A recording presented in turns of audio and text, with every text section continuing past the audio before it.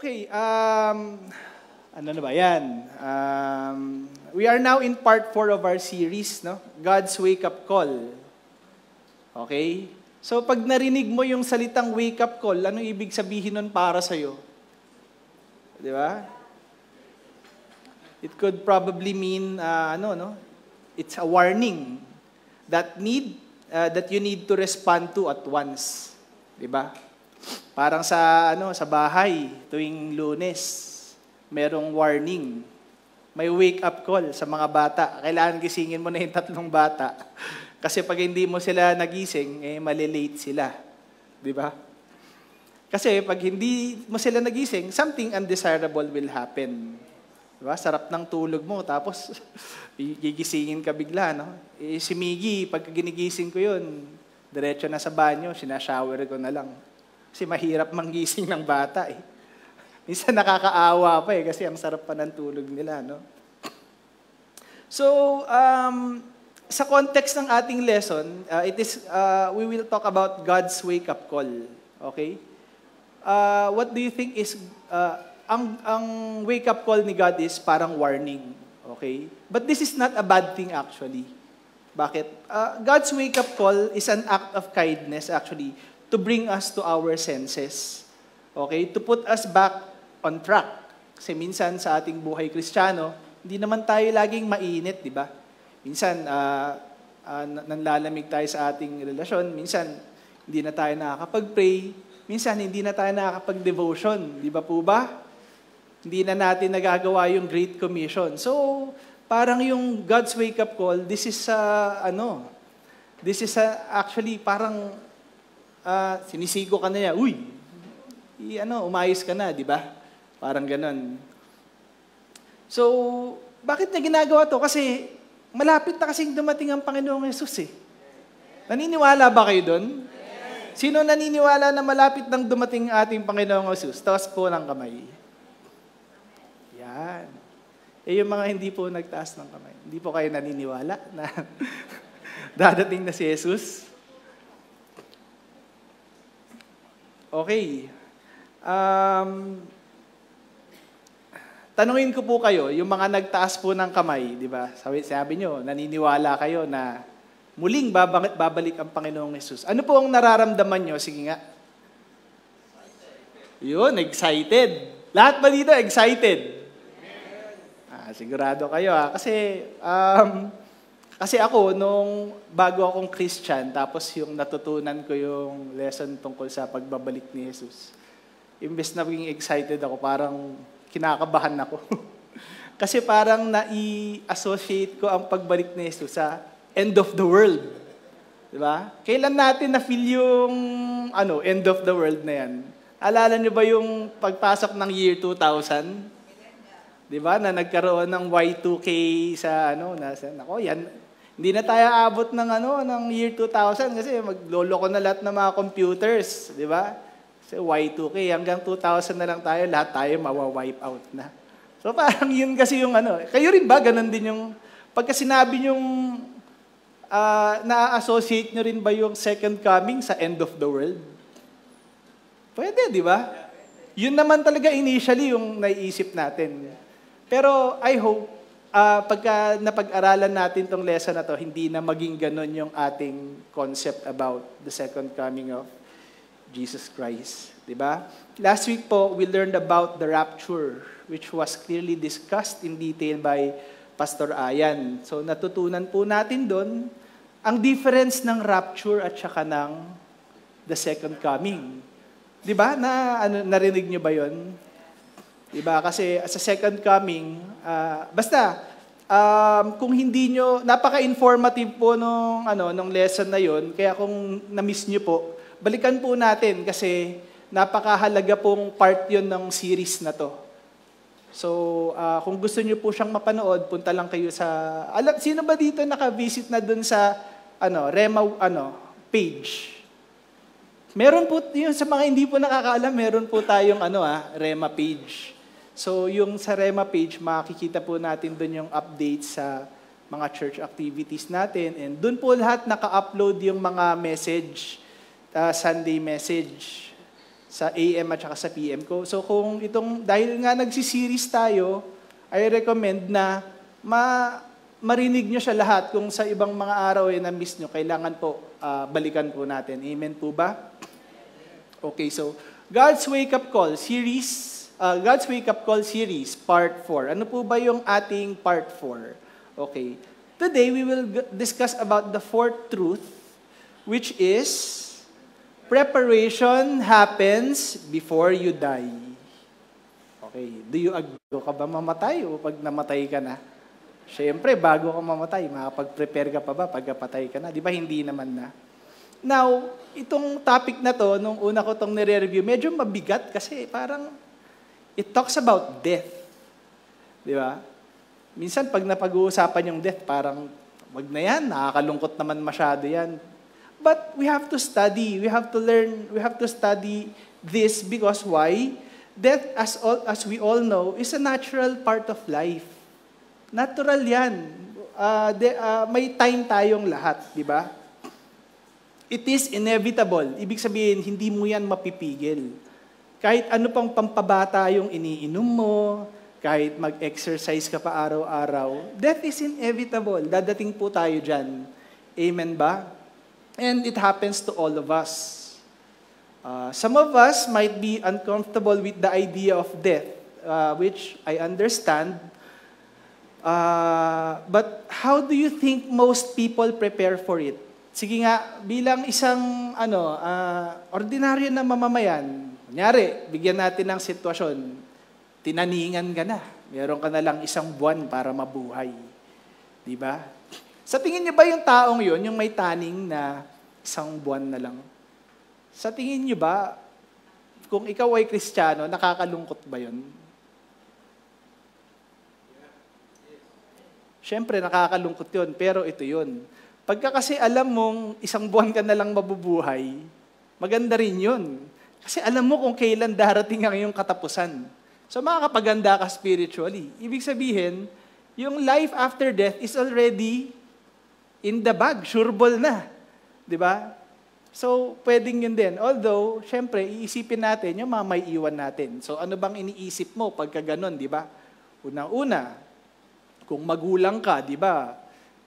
Gusto ko man lang sana yung mga anak ko mapagtapos ko bago ako pumanaw or mawala dito sa mundo. O kaya, yung iba naman, hagilapin na nila yung mga insurance documents nila. Magkano ba yung mga malilikom ko pagka wala ko? Para naman meron akong iwan sa mga anak, di ba? So iniisip natin din yung mga iiwan natin. Amen ba? Lalo na kung ikaw ay breadwinner o ikaw ay nagtatrabaho para sa pamilya. Amen po ba? Yung iba naman, gagawa na sila ng last will and testament, di ba? O itong kotse ko, papamana ko dun sa aking bunsong anak. Okay? Sa panganay na anak pala. Etong bahay, dahil paborito ko yung pangalawang anak, bibigay ko sa'yo. Ba't kayo natatawa? Etong cook set ko, pwede na yan sa bunso kasi mahilig magluto. So parang mga ganun ba, di ba? Iniisip natin yung mga tao na maiiwan natin, di ba? At ginagawa natin lahat para hindi maging masakit sa kanila ang ating pag-alis. Ewan ko kung ganun, palagay ko ganun din yung nararamdaman ng As much as we want, kunyari, meron tayong kamag-anak na may terminal illness. As much as we, want them to live, di ba? Pagka nakikita mo yung hirap nila, parang gusto mo na ring i-let go, di ba? Pero para dun sa isang terminally ill, actually, dun naman sila nalulungkot sa kung anong mararamdaman nyo, o kung ano yung emptiness mafe-feel nyo pag nawala na ako. Di ba? Do you agree?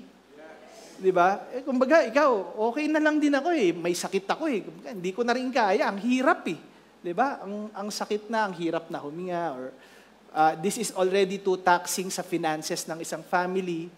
Pero, di ba, iniisip mo pa rin na ano yung emptiness na mafe-feel nila pag nawala ka na.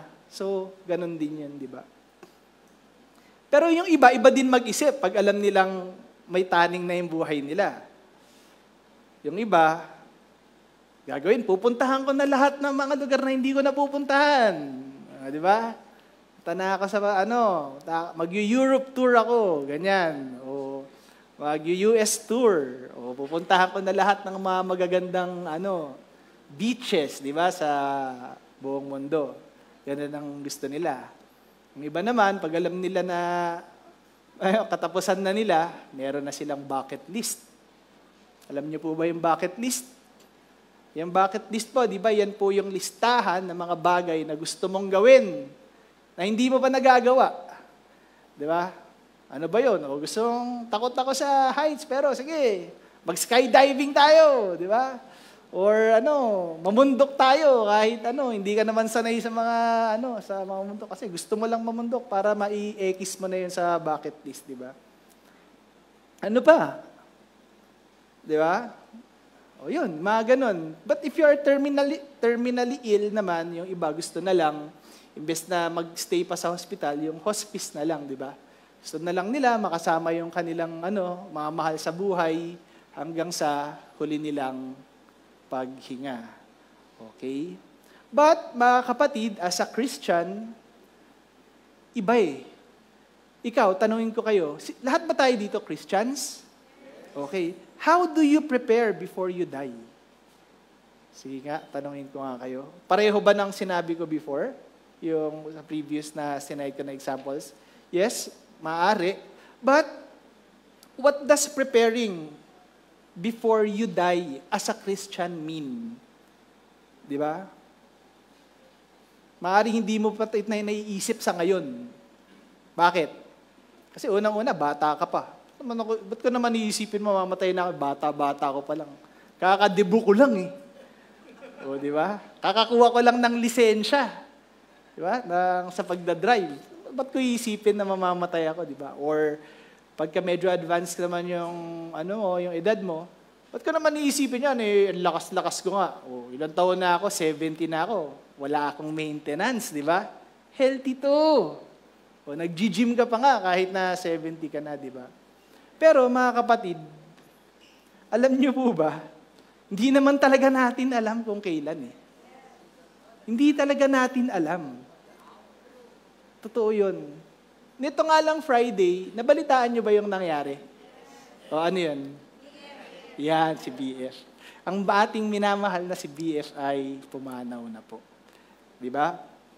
Nung nabalitaan ko po yung pangyayari na yon, nalungkot po talaga ako kasi si BF, para sa akin, ko siya eh, childhood hero ko siya eh.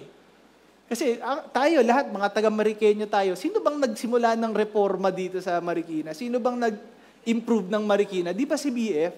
Tapos ang ganda kasi, hindi lang yung city yung nabago niya, pati yung mga tao nabago niya. Dati yung mga tao, wala namang pakialam kung saan lang magtapon ng basura, wala namang pakialam kung saan lang magkalat. Ngayon, inaayos niya yung Marikina, pati yung ugali ng mga tao sumunod. So parang sa akin, bilang childhood hero, si BF namatay ng ganun. Nagulat talaga ako, wala naman siyang sakit. Alam niyo po ba yung cause ng death? Nahulog sa bubong. At 77 years old, nagdi-DIY sa bubong. Di ba? Pero hindi naman natin masisisi dahil yung generation na yon hands-on eh. Di ba? Paano ko nalaman? Si Papa eh. Napaka-hands-on yan ni Papa eh. Walang pinipiling trabaho, kahit maduming trabaho yan, kahit mahirap na madumi na ibig sabihin, madumi sa katawan, hindi yung madumi na yung kriminal ha. Hindi ganun ha. Baka ibig sabihin yung madudumihan ka. Minsan nga pumunta yan sa departments sa mall. Sa probinsya. Tapos yung suot niya, yung shorts putik-putik. Tapos pumunta siya sa tindahan ng mga luxury watches kasi gusto niyang bilihan si mama ng watch. Kasi malapit na yata anniversary nila. So nung pumasok siya doon, hindi siya pinapansin. 'Di ba? Parang nagtatanong siya, nag-i-inquire siya. Wala namang ibang customer, pero hindi siya pinapansin. Siguro iniisip, Manggugulo lang to eh. Di ba? Wala mong bibilihin to. Siguro sa inis niya, ilabas niya yung isang bugkos na pera, tapos nilagay sa pabili yan, 2 niyan. O di yung sales lady, kumuha ng stocks. Di ba? Huwag po tayo mag-judge na kung ano pong Huwag po tayo mag-judge ng ating kapwa sa nakikita natin. Kilalanin natin yung mga kapatid natin, mga tao, bago tayo po mag-judge. No? So, mabalik po tayo kay BF. So, yun, nahulog nga siya sa bubong ng kanyang bahay. First, di ako makapaniwala. At saka, for your information din kasi, si BF kasi, yung barkada ko kasi nung high school, uncle niya si BF.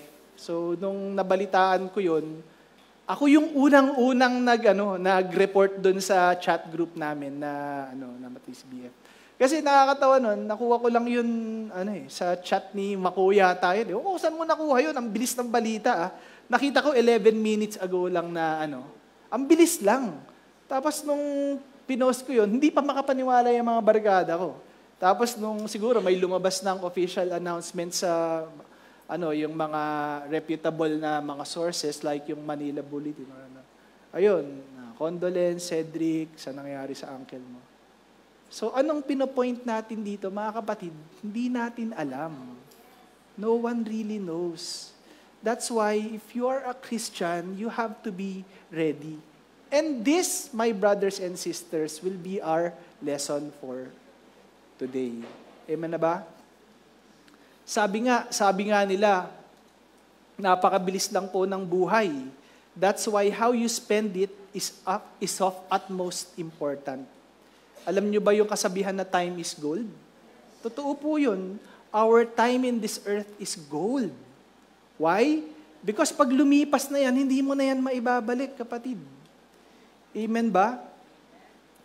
And if you are a Christian, and you know that your time here on earth is limited, would you waste it? Magsasayang ka ba ng oras?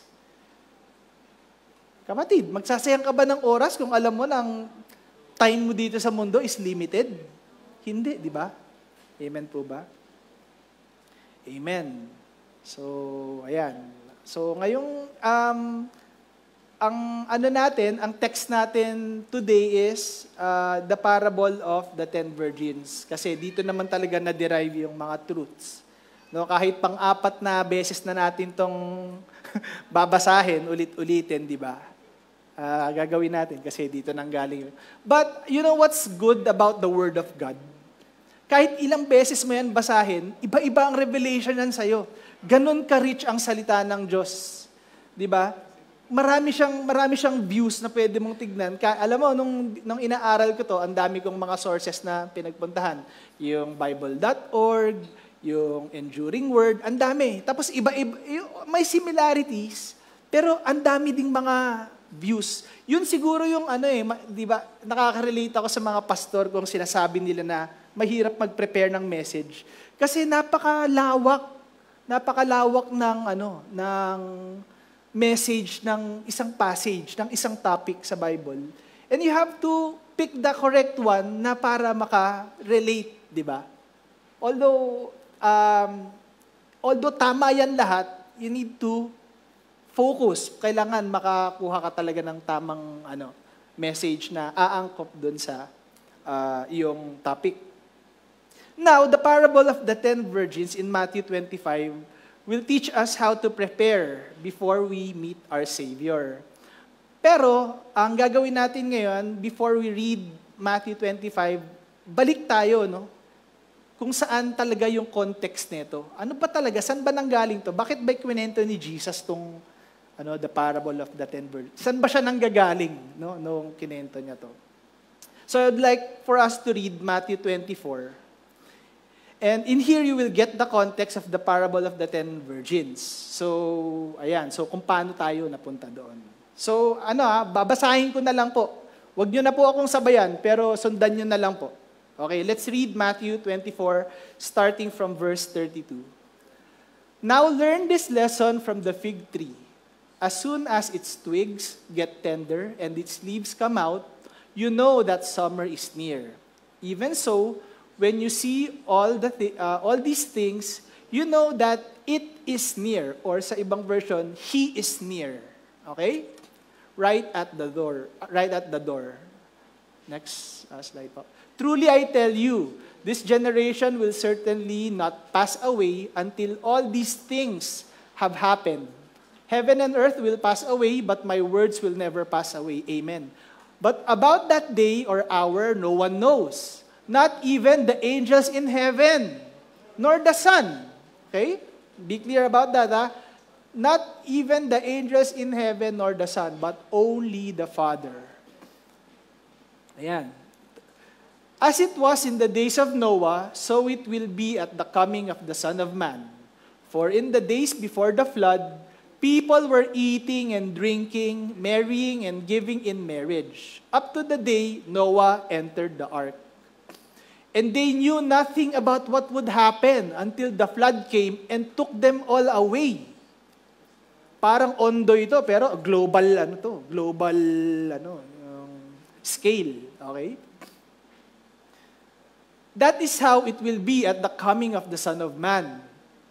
2 men will be in the field, one will be taken and the other left. 2 women will be grinding with a handmill, one will be taken and the other left. Therefore, keep watch, because you do not know on what day your Lord will come. But understand this, if the owner of the house had known at what time of the night the thief was coming, he would have kept watch and would not have let his house be broken into. So you also must be ready, because the Son of Man will come at an hour when you do not expect him.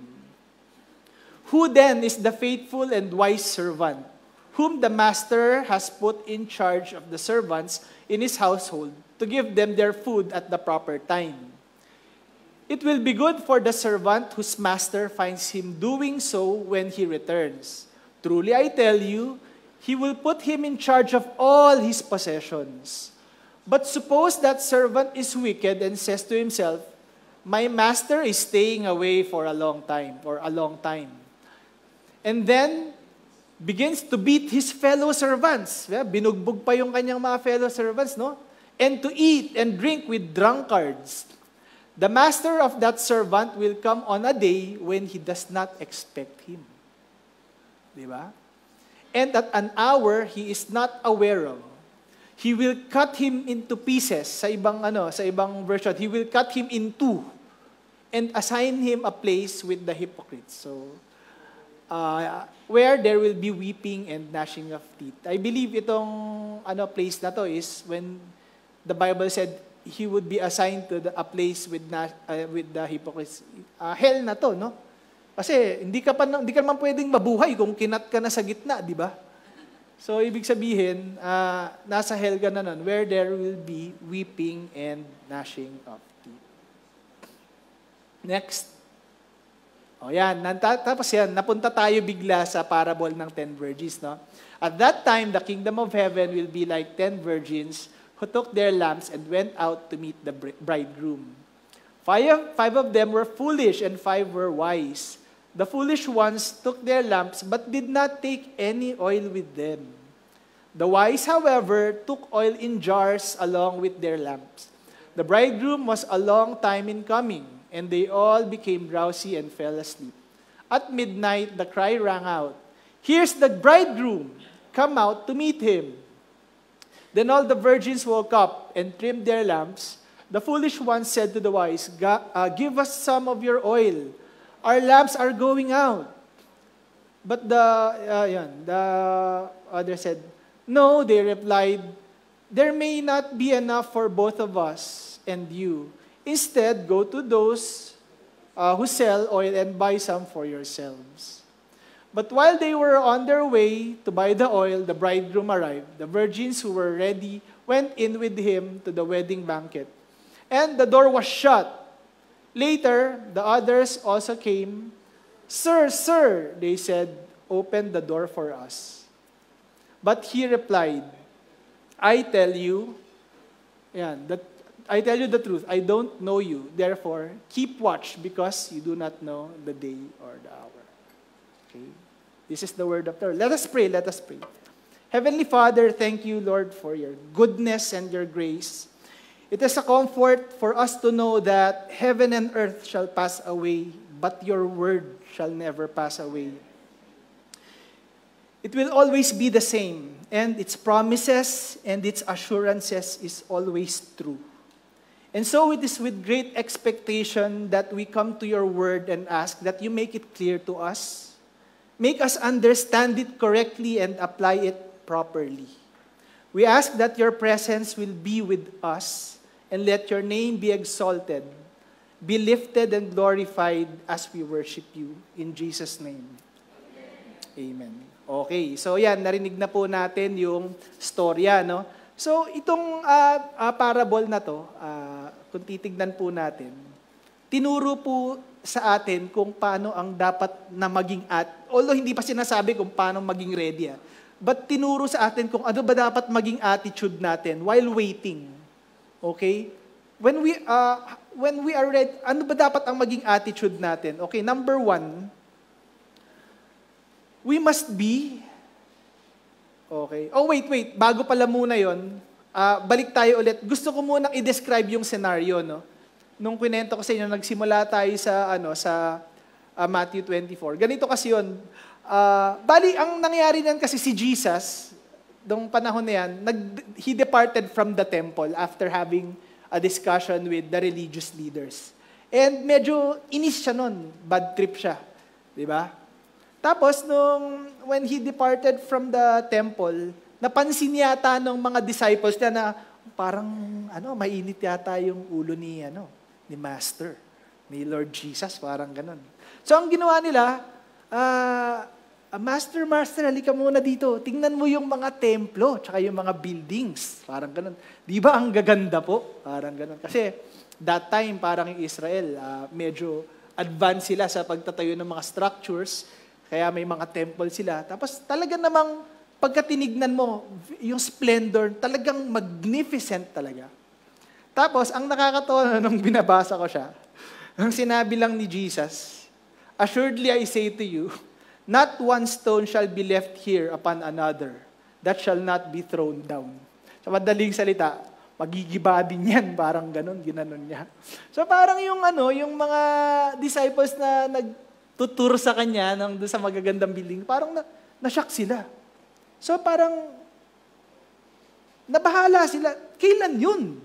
Kasi kumbaga parang darating yung araw na yung mga great, magnificent temples na yan, bigla na lang guguho yan at mawawala. Di ba? Kailan yun? Sabi ni Jesus, sa end times, parang ganun. Master, kailan nga? Parang ganun. Ang sabi ni Jesus, the last days would not come immediately, but only after considerable times and troubles. Okay?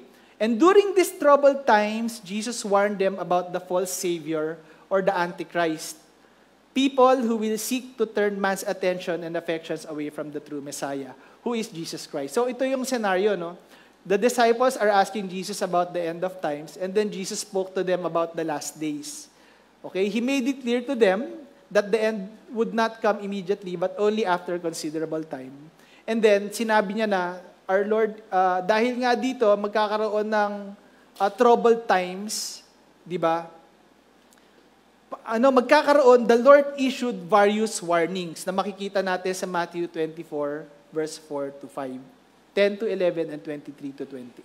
So, dahil dito sa sinabi ni Jesus na to, sinabi lang niya, hindi ko rin alam. Walang may alam. Pero definitely, I tell you, merong warning.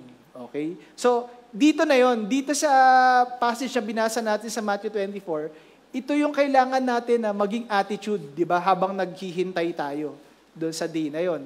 Whether it be the rapture or whether katapusan na ng time natin, di ba? So, number 1, what our attitude should be? Number 1, we must be alert. Okay? Parang sa sinabi nung parable of the fig tree. Now, as we know, a fig tree is constantly, it has a constant pattern ng kanyang paglalabas ng ng leaves. And we know that pag lumabas na yung leaves ng isang fig tree, alam na natin that summer is just around the corner. Now, napaka-consistent niyan. Pwede mong gawing ano yan, pwede mong gawing orasan yan. Yan, nagdadahon na yung fig tree. Ano na yan, summer is just around the corner.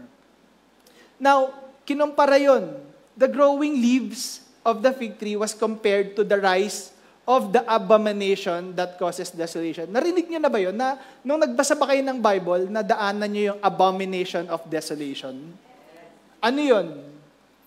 Ito, sa madaling salita, ito yung rise of the Antichrist. Okay?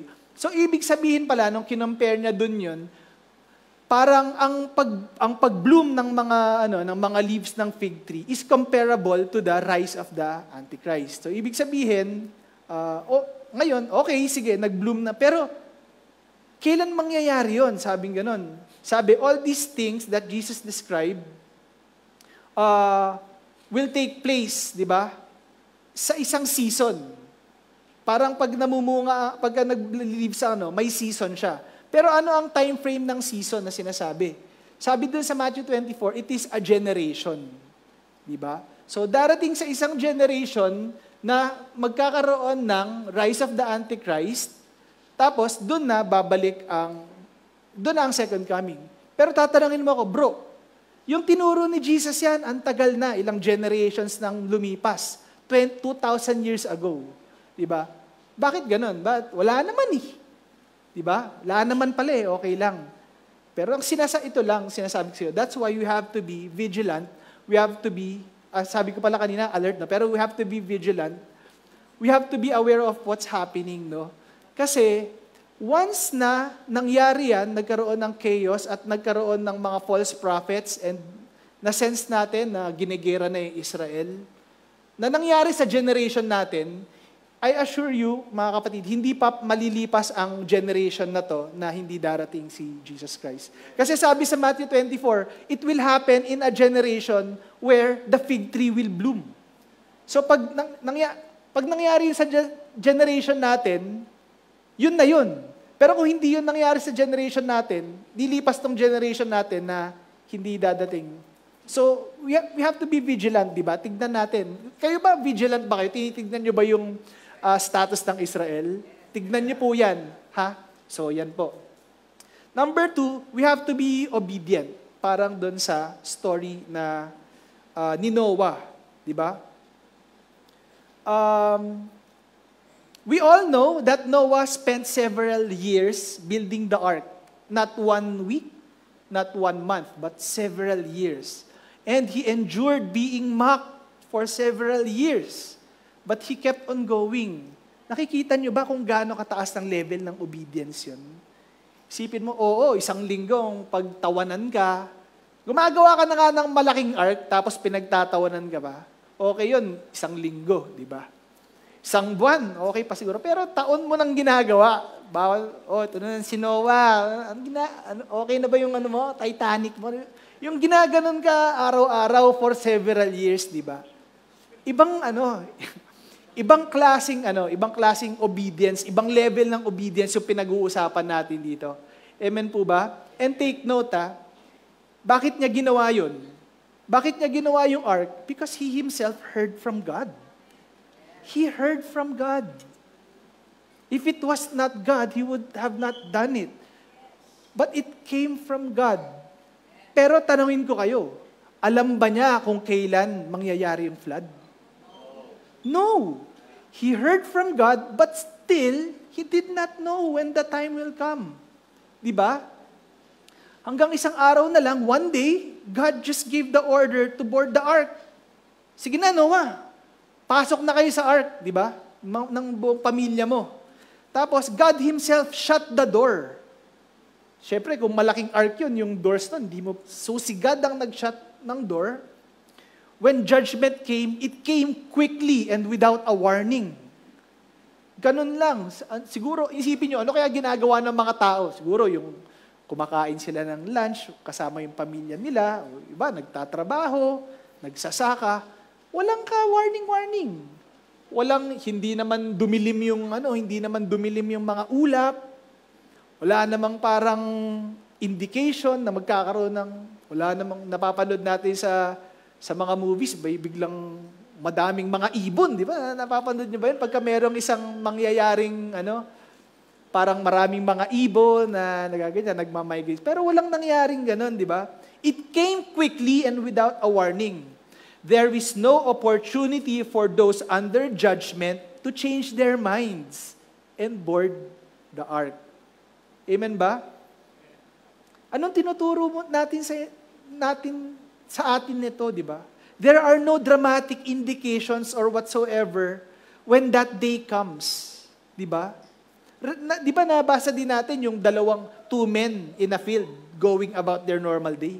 Bigla na lang ma-snatch yung isa, mawawala na. Tapos yung 2 babae, nag-grind sila ng palay, biglang mawawala na. Di ba? Ganun lang kabilis. Ganun din, kung kunyari, parang ganun din yung nangyari kay BF, di ba? Nagkukumpuni lang sino makakaalam na bigla na lang siya mahuhulog doon? Sa daming tao ni BF, di ba? Kung alam nila na malalaglag siya doon, di sana, sige sir, kung ayaw mong tulungan ka namin, magsiset up sila ng doon, ng pangsaluman lang, di ba? Kung may mangyari pero hindi nila alam Walang nakakaalam. Di ba? Amen ba? Maybe this is why the reason why some Christians are afraid of the rapture. They are so scared to be caught off guard. Amen? Amen. Next po, so we must be obedient. Next. We must be alert. Parang sinabi sa atin dun sa parable ng thief in the night. We have to be in constant state of alertness, since no one knows the day or the hour that the Lord will come. Diba? Jesus illustrates his point with the example of burglary. If the owner of the home had known the hour when the burglary would occur, or if there was gonna be a burglary at all, di ba? Maghahanda siya. Pero ang point dito, hindi alam, di ba? Kaya he was caught off guard. So be alert. Parang anong klaseng alert? Parang yung pagiging alert ng isang firefighter na nandun sila sa opisina nila, pero naghihintay yan ng pagka may nag-alarm dyan, biglang responde yan. Diba? Ewan ko kung napanood nyo sa YouTube yung meron akong napanood. Nanonood sila ng football game nasa TV. Tapos, syempre, sa ibang mga bansa, ang football, talagang dinidisregard nila na parang sobrang halaga niyan. Yung iba, hindi pumapasok sa office para makanood ng football or ganun. Parang sa iba, yung hindi rin pumapasok pagka may Miss Universe. May kilala akong ganun pagka may Miss Universe, laging absent So, parang ganun, dinidisregard nila na masyadong na sport yun. No? Pero dun sa YouTube video, nung umalarma, grabe, wala pang 30 seconds, naka-board na sila dun sa fire truck, nakaalis na. Pag tinitingnan ko lang yung mga anak ko, mag-ready sa school. Pag tinitingnan ko lang si Miggy kumain, parang 30 minutes na, wala pa rin nangyayari. Pero di ba, parang ganun lang kabilis, ganun ka-quick. So we have to be alert. We have to be in the state of alertness. Amen? Number 4, ito favorite ko to. Do the work. Parang sinabi sa atin doon sa parable of the good and the bad servant. Di ba? Hindi porket born again ka na, okay na yun. Hintayin na lang natin para di ba? The master gave an order during his absence, di ba? Sinabi niya doon sa mga servants niya, I appoint you to feed the other slaves, the other servants while I'm gone. Di ba? Pakainin mo sila at alagaan. Okay? So, yung unang yung faithful and wise slave knows that his master may not return for some time. But he also knows that he has been instructed. We Christians, are we instructed? Anong instruction sa atin ni Lord? The Great Commission, di ba? We are instructed. The faithful was instructed to feed and care for his fellow slaves. Sa Matthew 24, verse 45. And so, He uses the time of his master's absence to fulfill his mission. And because this is his normal routine, normal to sa akin nandyan man si master o wala, ginagawa ko to. Inaalagaan ko yung mga servants, pinapakain ko sila. His master will find him at his appointed work when he returns. Madadatnan ng master yon na, okay, very good ka. Ginagawa mo yung kailangan mong gawin dahil yan yung inutos ko sa'yo. Di ba? Even though the hour of his return is unknown. So para sa isang tao na ginagawa kung ano yung sinabi ng master, hindi siya kailangan mag-alala Kasi ginagawa niya na yun kahit nandyan yung master niya. Di ba? But the evil and foolish slave interprets his master's prolonged delay very differently. So dito sila nagkaiba. How they use the time of their master's absence, they use it in different ways. No? He concludes, ito yan, yung evil slave, that his master's return is yet in the distant future. He may also assume that he will be given some forewarning. May watcher ba dyan? Pag nandyan na si master, sabihan niyo ako. Okay. He assumed that he will be given some forewarning so that he will have time to clean up his act. Diba? Makapagpanggap na may ginagawa siya. Diba? In time to look good for his master. And so, he misappropriates his master's resources and ignores his master's instructions. Ayan. Anong pinaggagawa niya? Instead of caring for his fellow slaves by feeding them, ano ginawa? Binugbog. Di ba? Imbes na alagaan yung mga kasamang mga slaves, binugbog pa, ginulpe. Tapos anong ginawa doon sa pagkain na ipapakain dapat sa fellow slaves? Ginawang pulutan. Di ba? Nag-iinom. Amen. Na-imagine nyo ba? Di ba? Habang wala yung master, kayo ba? Kunyari, iniwan nyo yung sabi nyo, alagaan nyo yung mga anak ko, Yung pala, pag wala pala kayo, lang pala.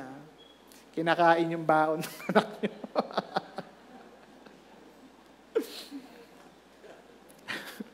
Instead of caring for his fellow slaves by feeding them, he feeds himself and his cronies, his barkada, indulging himself and others in that which should be given to his fellow slaves. And what happened? This man will be cut in two and be assigned to hell with his fellow hypocrites, where there will be weeping and gnashing of teeth. Ayan. So, yan na nga. Ang sinasabing lang dito, do the work. Ngayong Kristiyano ka na, at tinanggap mo na si Jesus sa puso mo, bago pumunta si Jesus sa langit, binigyan niya ng Great Commission yung mga kanyang mga apostles. Makikita natin yan sa the Book of Acts, di ba?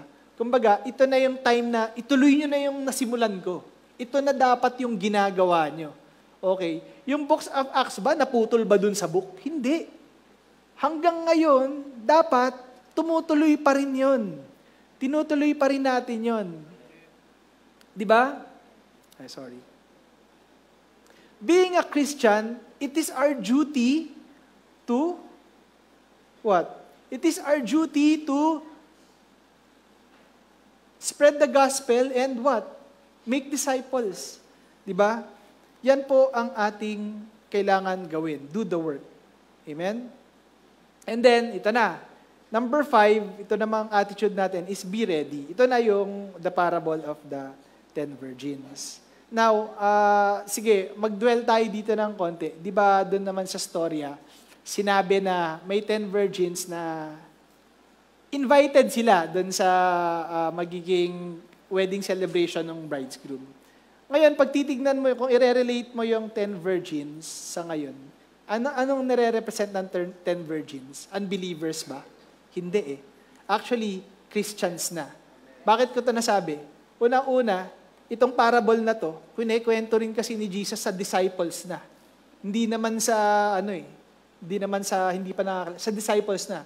So, we assume that the 10 virgins, foolish man o hindi, ay nakakilala na. Ano pang proof ko na Christian na sila? Kasi naimbitahan na sila sa, sa wedding Di ba?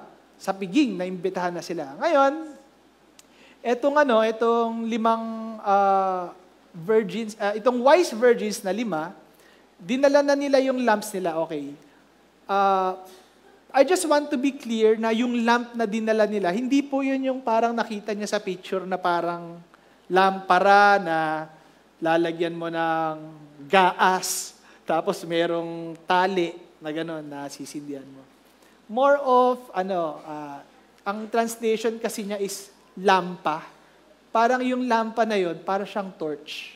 Nanonood ba kayo ng Survivor?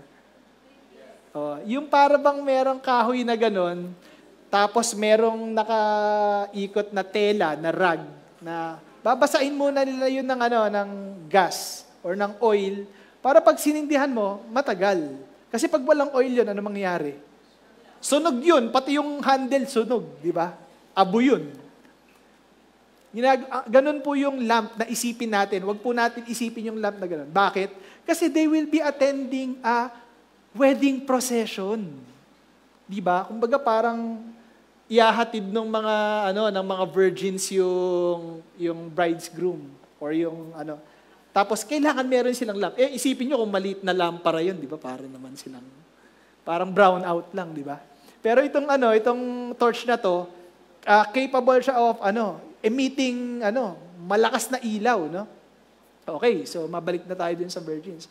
So nagdala sila, yung 5 wise virgins, nagdala sila ng kanilang torch at nagdala sila ng oil. Pero nakatago lang yun. Basta nagdala lang sila ng oil. No? Ito namang 5 foolish virgins, nagdala rin naman sila. Di ba? Pero ang dala lang nila yung yung torch lang. So, okay. So dumating na sila sa Pagdating nila doon sa venue, okay, wala pa yung bride's groom. Okay? So, they waited for a long time. So, dahil sa kanilang paghihintay, nakatulog, di ba? O, anong sinasabi sa atin nito? Di ba? Wala namang problema na minsan makatulog tayo. Di ba? Basta ang mahalaga, ready ka. Ang mahalaga, alert ka. Okay. Pumunta tayo dito ulit, bumalik ulit tayo dito sa story. At midnight, the cry rang out. Here's the bridegroom. Ano nangyari? Nagising naman silang 10, di ba? So very good. Nung nagising sila, eto na. Come out to meet him, sabi.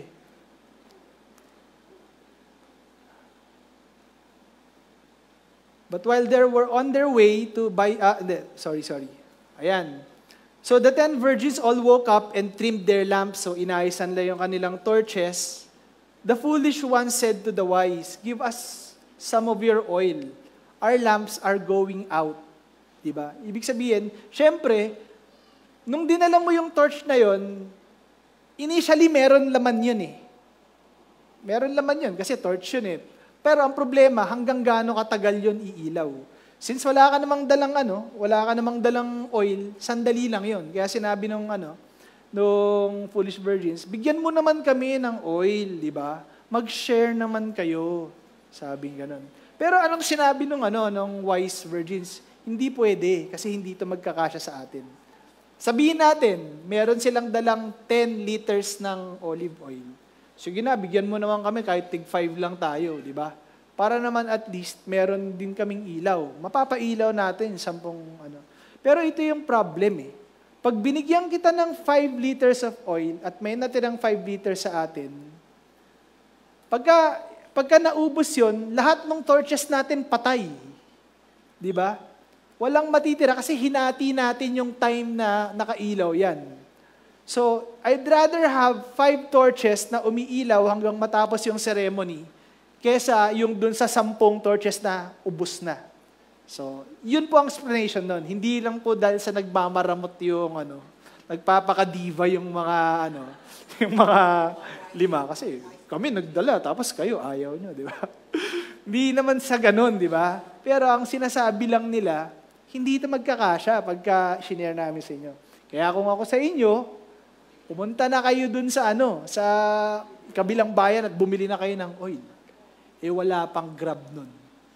Wala pang Lalamove nun. Ngayon, kung kailangan mo ng pag-grab na lang natin, may lalamove na lang natin. Sabihin man natin na may grab at saka lalamove nun. Oh. Ano yung lalamove nun? Camel. Di ba? Ano ka makakarating on time kung ang lalamove mo, camel, di ba? Or donkey, hindi natin alam, di ba? So, sa madaling salita, wala nang time, di ba? Pumunta ka pa lang doon, late ka na.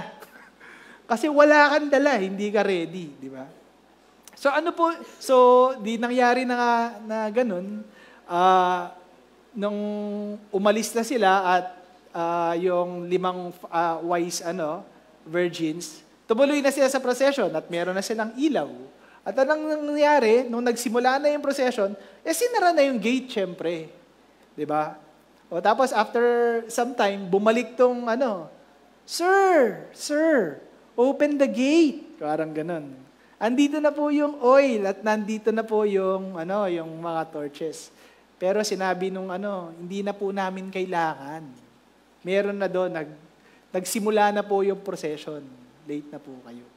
Ano pang sabi ng groom? I tell you the truth, I don't know you. Therefore, keep watch because you do not know the day or the hour. So, wala na. I assume, parang yung analogy nito is yung mga napagsarahan na yun, wala na, napunta na sa hell. At hindi na sila nakasama doon sa celebration, sa heaven. Amen? Okay. So ano ba yung mga na-pick up natin na dito? Ano ba yung mga na-pick up natin na lesson dito sa sa 10 virgins, no? Wait lang.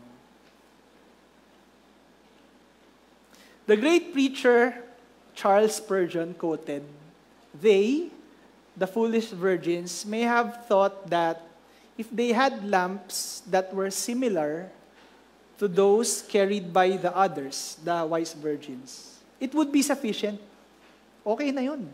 Pare-pareho naman tayong may lamp. Magkakamukha naman tayo Wala namang distinction Pare-pareho tayong may lamp, pare-pareho tayong virgins.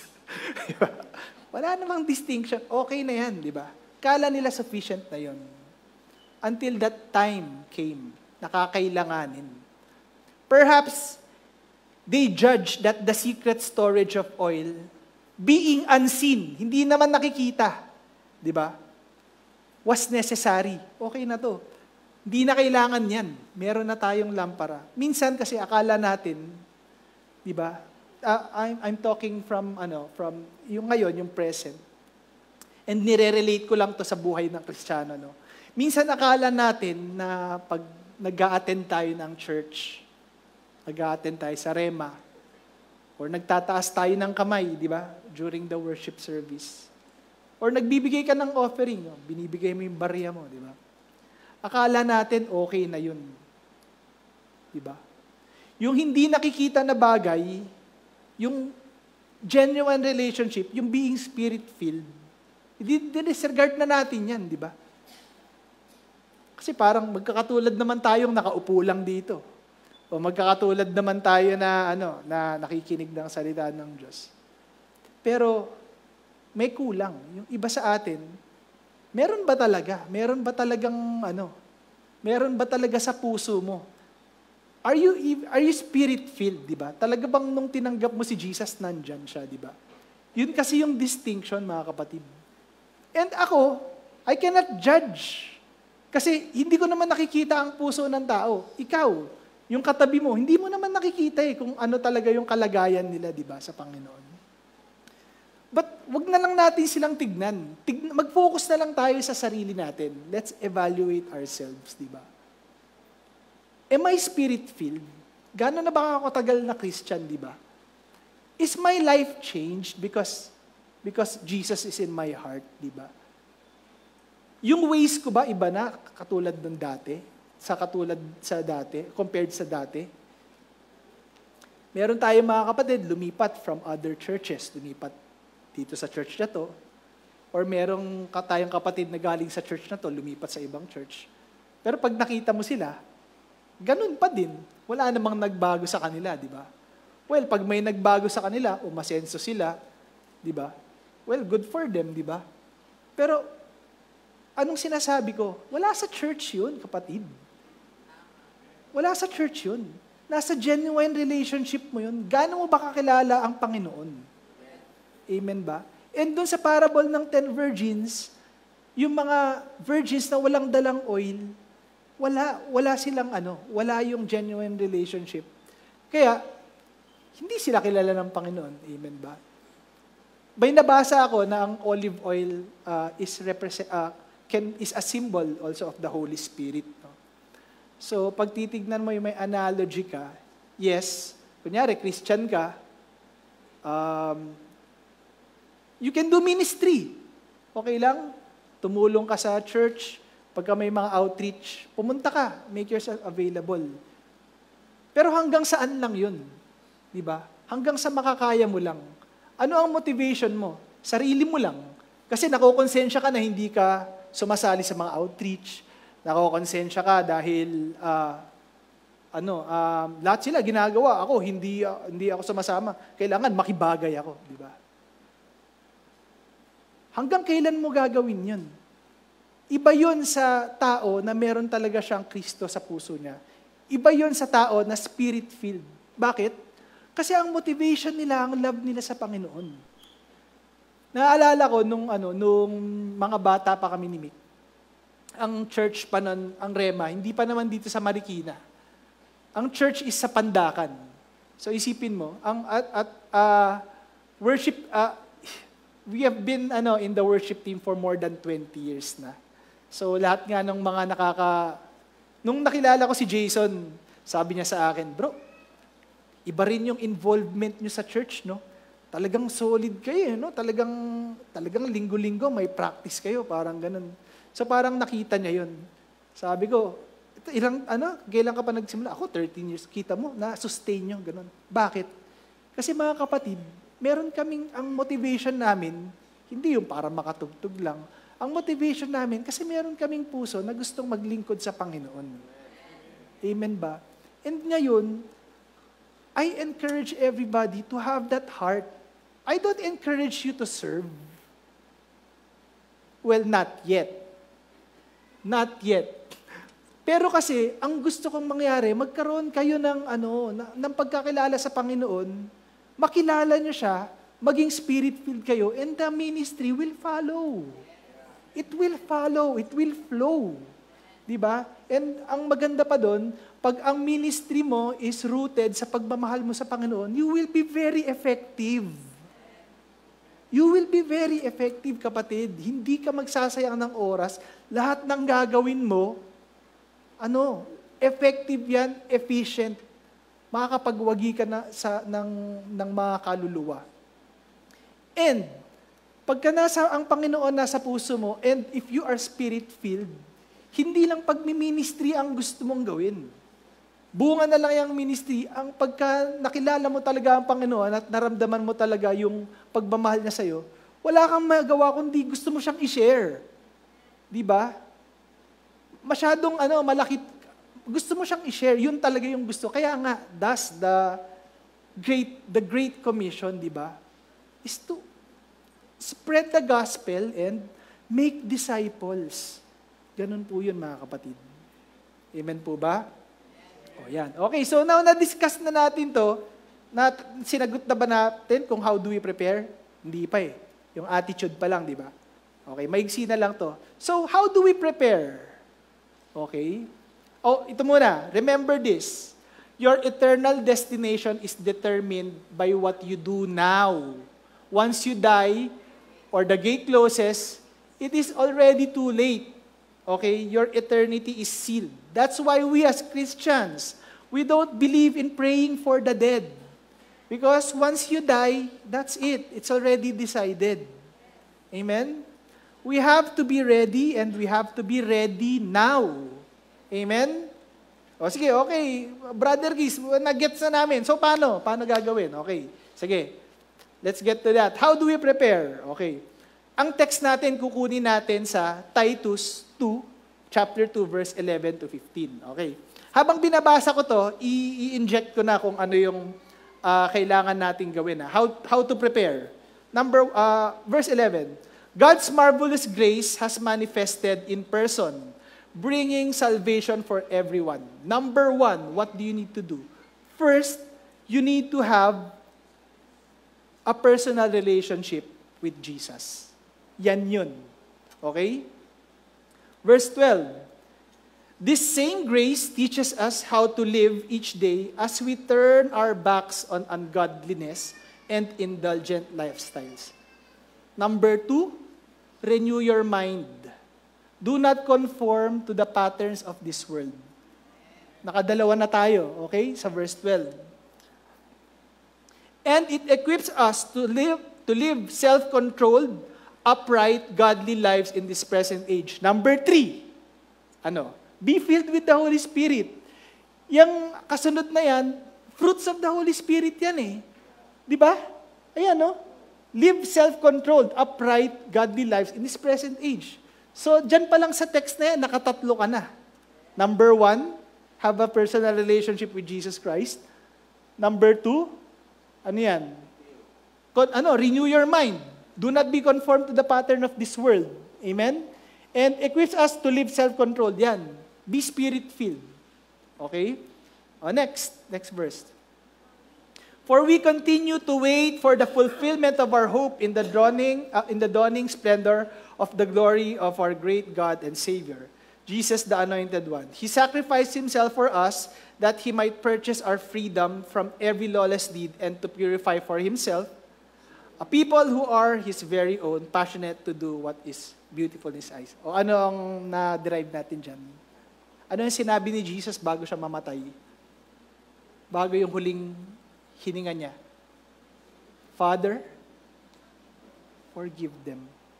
We must learn how to forgive. This is one of the hardest things to do. Forgiveness, di ba? So, pang-apat yun. And next, so preach these truths and exhort others to follow them. Be willing to expose sin in order to bring correction with full authority without being intimidated by anyone. Ano to? The Great Commission. Spread the gospel, make disciples, and rebuke with authority. Di ba? Dinagdag ko yun. Bakit? Kasi sa atin, ang hirap mag-rebuke with authority sa ngayon. Dati siguro okay. Di ba? Bakit mahirap ngayon? Kasi iba na yung society ngayon eh. Yung dating morally wrong, ngayon, questionable na.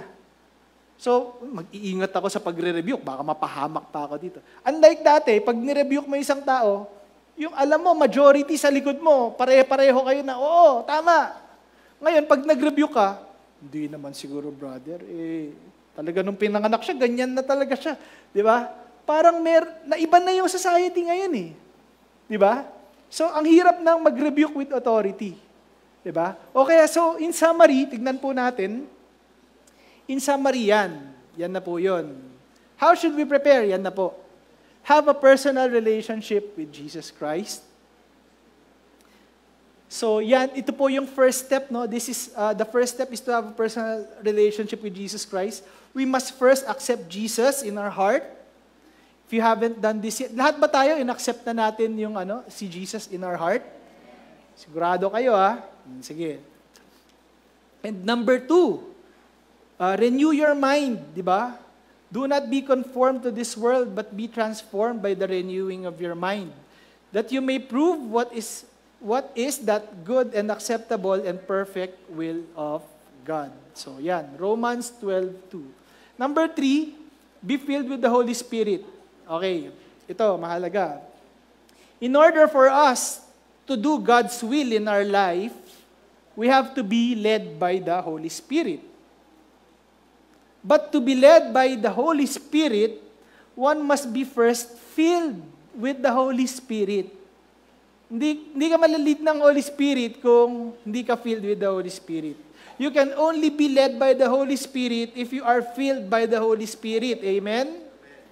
We are filled by the Holy Spirit so that God can flow through us like a powerful river to impact others, to impact our community, to impact our friends, to impact our family, to impact our workplace. Amen po ba? A true Christian bears the fruits of the Holy Spirit. Amen.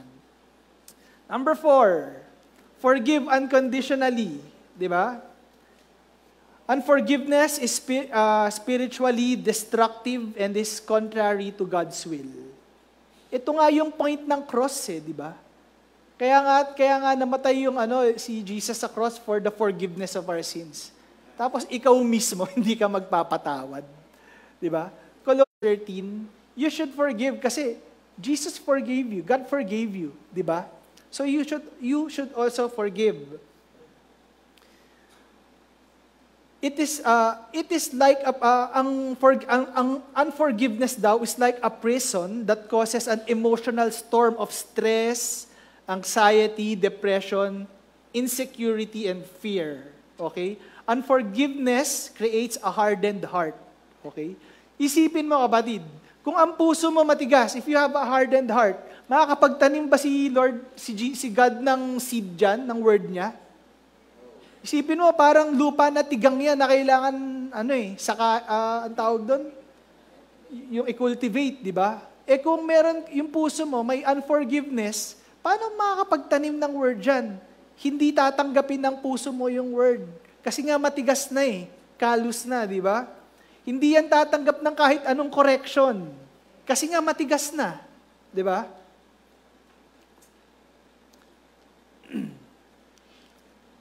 A hardened heart feels only anger, resentment, bitterness, and hatred. Sige, sabihin mo sa akin paano ka makakapag-share ng Word of God kung ganyan ang heart mo. So, una yan.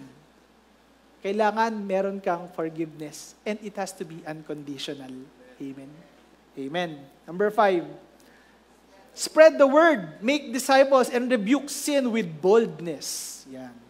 Gustong-gusto ko yung, wala na akong nahanap na verse, kundi yung Titus chapter 2, verse 15. Sabi niya, di ba? So preach these truths and exhort others to follow them. Be willing to expose sin in order to bring correction with full authority without being intimidated by anyone. Napakadaling sabihin, di ba? Pero paano kung yung nagkakasala yung boss mo? Anong gagawin mo? Sige nga. Kunyari, yung boss mo, tinitingala mo sa lahat, nagkakasala at nakikita mo. Anong gagawin mo? Wala na. Mag-aano na lang tayo, parang pikit mata na lang. Or, hindi ko naman nakita okay lang yan, boss. Di ba? Daling sabihin na i-rebuke yung boss pero, di ba? Anong gagawin mo kung ganun nga? Di ba? Ito lang advice ko, brother. Mag-pray ka ng wisdom. Pray to God for wisdom. Di ba? God will surely back you up. God will back you up. Kasi alam mo kung saan ka, tinatayuan mo yung salita ng Diyos Alam mo kung nasaan ang tama. Di ba? God will back you up. Kaya ang sinabi ko, ang hirap ngayon, rebuke with boldness. Kasi yung society natin iba na, 'di ba? Distorted na.